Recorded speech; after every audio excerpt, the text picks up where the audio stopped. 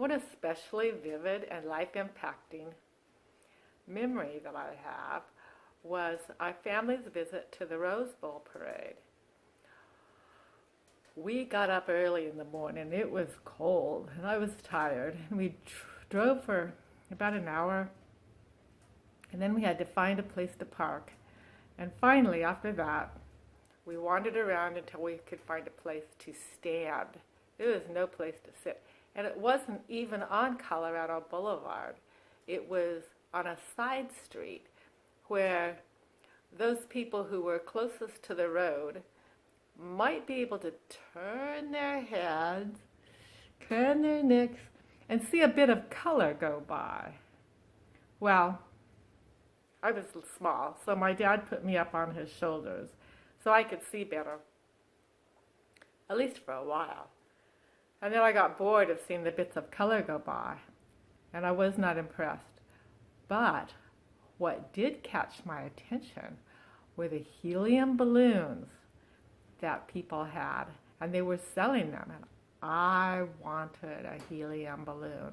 But I had learned not to beg my parents for things.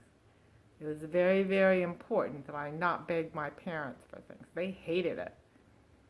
So I didn't even ask. I just sat there wanting a balloon. And finally my dad got tired and put me down. And so I couldn't see the parade at all. I was just cold and miserable with my longing for a helium balloon. Well, the next year, we watched the Rose Bowl parade on color TV in our warm home. And we could see each float, not just from one angle, but from different angles. They had cameras posted all over, and they would move around the float so you could see every detail, and they would zoom in, and it was fantastic. And I turned to my dad and I said, you know, this is the way to see the Rose Bowl parade, not in person. And he thoroughly agreed with me. Well, time went on, and I was old enough to go to the Mormon night at Disneyland with my friends. And I had my own money. So when I saw somebody selling balloons, I bought one. At last, I had my own helium balloon. And you know, that balloon was a trial to me the entire evening. It got in the way when I was on rides, and eventually it lost its air. And when I let it go, it sunk. It didn't even float away, which is very disappointing. Years later, when Grandpa was on his mission, I was dating this guy, and I fully expected him. It was Christmas time, and I fully expected him to ask me to the New Year's Eve dance.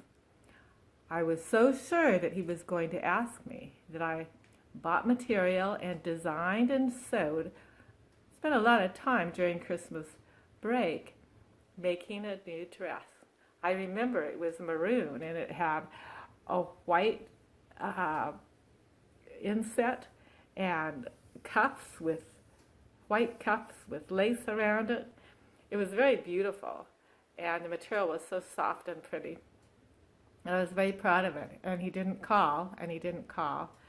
And finally I gave up on going to the New Year's Eve dance. I mean, my dad knew I was disappointed. But then, the last day in December, New Year's Eve day, he called and he said, a bunch of us are going to see the Rose Bowl parade, and we were wondering if you would like to come with us. Well, I said, you know, I've got other plans for today and tomorrow. And after I hung up the phone, my dad was there wondering what was going on, and I told him, and he just laughed. And we both just laughed because we knew that going to the Rose Bowl parade in person was not something that I ever wanted to do again.